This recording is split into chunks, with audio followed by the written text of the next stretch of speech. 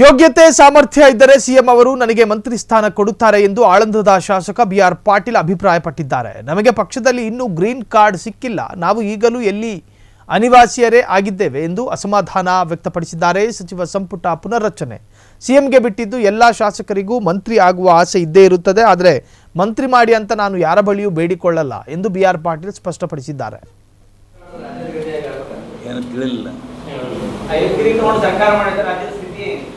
ಅದು ಸರ್ಕಾರ ವಿವೇಚನೆ, ಮುಖ್ಯಮಂತ್ರಿಗಳ ವಿವೇಚನೆ, ಪಾರ್ಟಿ ಹೈಕಮಾಂಡ್ ನಿರ್ಧಾರ.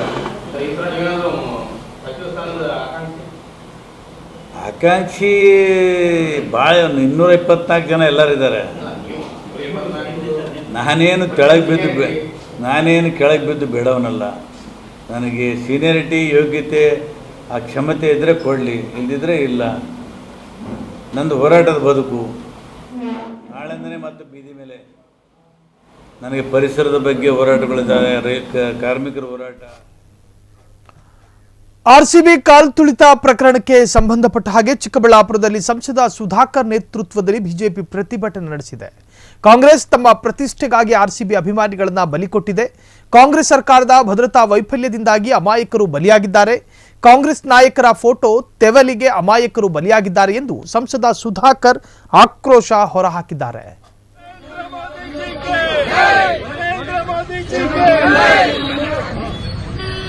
ಕಾಂಗ್ರೆಸ್ ಸರ್ಕಾರಕ್ಕೆ ಸರ್ಕಾರಕ್ಕೆ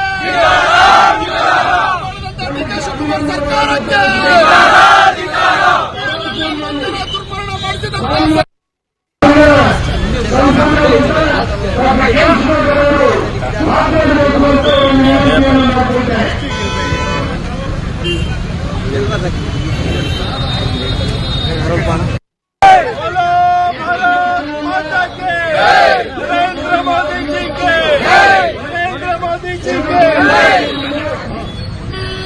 ಕಾಂಗ್ರೆಸ್ ಸರ್ಕಾರಕ್ಕೆ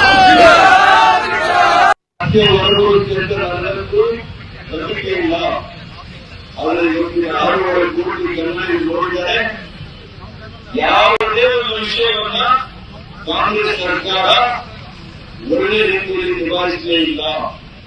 ಯಾವ 2 ವರ್ಷಗಳಲ್ಲಿ ಎಲ್ಲರೂ ಕೂಡ ಉಳ್ಳಾಗ್ಬೇಕು. ಇಷ್ಟು ವೇದಿಕೆಯಲ್ಲಿ ಇವತ್ತು ಆತ್ಮಹತ್ಯೆ ಆಗ್ತಾ ಇದೆ, ಹತ್ಯೆ ಆಗ್ತಾ ಇದೆ, ರೇಪ್ ಕೂಡ ಆಗ್ತಾ ಇದೆ. ಕ್ಷಣ ಕ್ಷಣದ ಸುದ್ದಿಗಳಿಗಾಗಿ ಫ್ರೀಡಂ ಟಿವಿ ಸಬ್ಸ್ಕ್ರೈಬ್ ಮಾಡಿ, ಲೈಕ್ ಮಾಡಿ ಹಾಗೂ ಫಾಲೋ ಮಾಡಿ. ಹೊಸ ಸುದ್ದಿಗಳ ನೋಟಿಫಿಕೇಶನ್ಗಾಗಿ ಬೆಲ್ ಐಕಾನ್ ಮೇಲೆ ಕ್ಲಿಕ್ ಮಾಡಿ.